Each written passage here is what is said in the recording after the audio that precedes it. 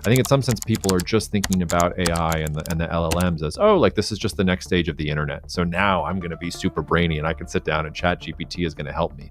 Like, no. AI is there to give you an answer. As less trustworthy, they're going to prefer their own proprietary databases and models that they're building. It's a shattering of the truth. I do think you're right that in some sense, the cheapening of information, the ability to just open up Google and say, okay, like let's see, like let's type this answer, means people didn't have to work hard to get information, lost the sort of the value, the work value associated with it. Everything was just available. And AI is making that even worse. You just go into Chat GPT, as I did last night, and say, hey, what bars do I need to put on top of my car if I want to load something up to go to the beach in a couple of weeks? Like before, I would have had to go do research and do some measurements and maybe talk to the dealer and like, how do I install? No, I just, hey, Chat GPT, like give it to me. So there's something there about the cheapening of information. So we've accepted it now as something that's just readily available. And in that sense, we lost both a sense of what information and value is associated with it, and also the notion that information is imperfect. Like I think one of the weird things about this is that people expect that you can just go Google something and find the answer, because that's how accustomed we are to having information at our fingertips. And you can find an answer, you can find something that answers your question, whether it's the right answer. Like most people don't care about that anymore, and maybe never cared about it before. It's just that before you had to work really hard to get the information, and now you can just find information that backs up whatever point of view you have. It really complicates things, AI, really in two ways, because first, the form factor in which you receive information is not as a menu of Google facts. Like you just described Google, everyone's experienced it. Google is literally a list of things. It's incumbent on you to sort of parse through it and figure out what is. And that's changing now that they have the AI answer. But AI is there to give you an answer. That's the UI. And people are already beginning to game that, or to try to game that. So the new SEO is MEO, model optimization. In other words, trying to basically become part of the training set for these models and influence the way that they're developed and present a view of the world, which is really, I don't know, makes me deeply uncomfortable. But when you think about that combined with the fact that you have multiple models competing, each model basically tells you an answer, like that's the answer. It just creates a whole different ballgame in terms of manipulating truth, looking for the truth that you want. You can go to AI and say, hey, O3, I'm sure, could come up with an incredible logical debate argument for almost any proposition you want to put out there. We're heading into unknown territory, and I think the overall takeaway to my mind is the notion that public truth is going to be easily ascertainable or objective, or you're going to be able to kind of have that be in the public domain and have something that people sort of feel around and debate around.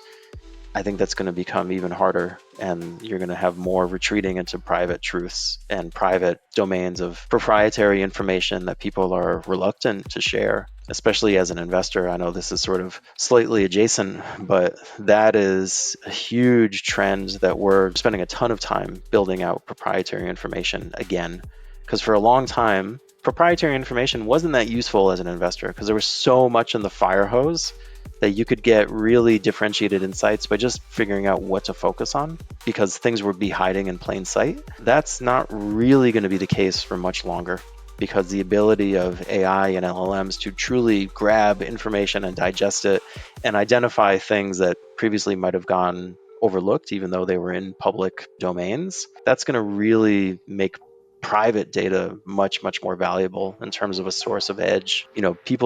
Firms like ours all over the world, all of the pod shops, all of these hedge funds are all investing incredible amounts into private data development and cultivation and things like that. And that sort of trend is only going to exacerbate lack of the public data is probably going to degrade in quality, and it's going to degrade in interest, because people are going to just inherently view it as less trustworthy.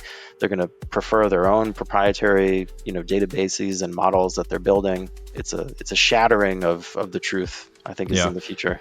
Listeners or watchers can't see this, but I have an answers price list that sat on my dad's desk for 40 plus years at Oxford College of Emory University.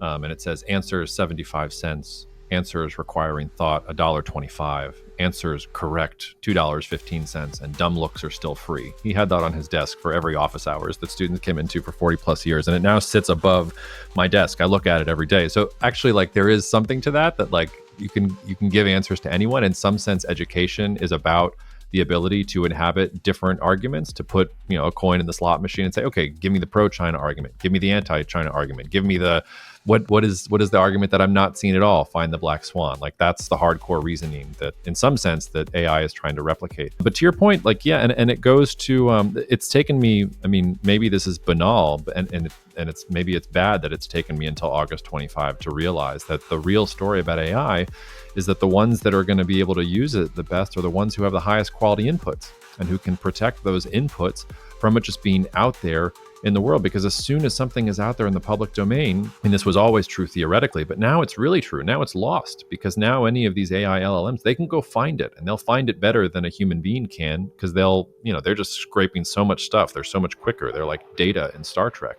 in some sense, without a scruple. If you have like really valuable inputs yourself, and if you're not dependent on an open AI or an Anthropic or something like that to do these things, and you can create your own internal things that allow you to protect your data, then you have a real competitive edge.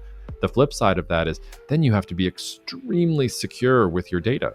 It's no longer some slap on the wrist if an employee accidentally uploads a spreadsheet with a bunch of data to something that is connected to the internet. You just lost it. Like, now it's available for anyone and everyone to sort of see. I was talking to one client that I was working with on the consulting side recently. Think of it as a logistics company, for lack of a better term. And I asked, like, are you guys using AI at all?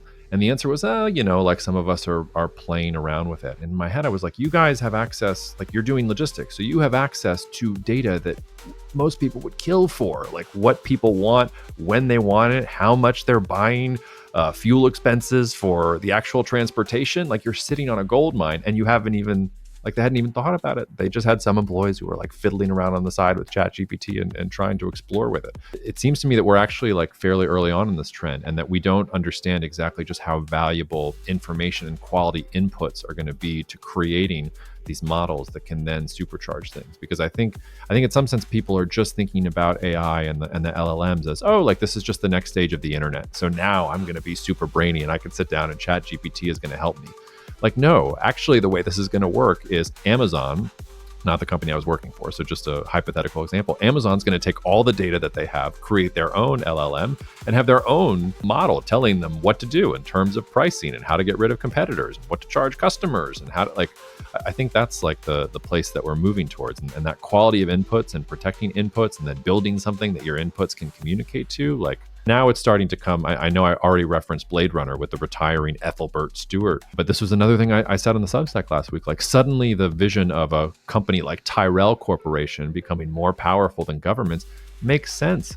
Because if the BLS data sucks, to go back to that, but Amazon has a proprietary data and model that allows it to have better information than the US government, who has power? Like, what kind of world are we living in? And how do companies compete with that? And how does the individual consumer compete with that, or get represented or protected from what your Amazons or others are going to do to you?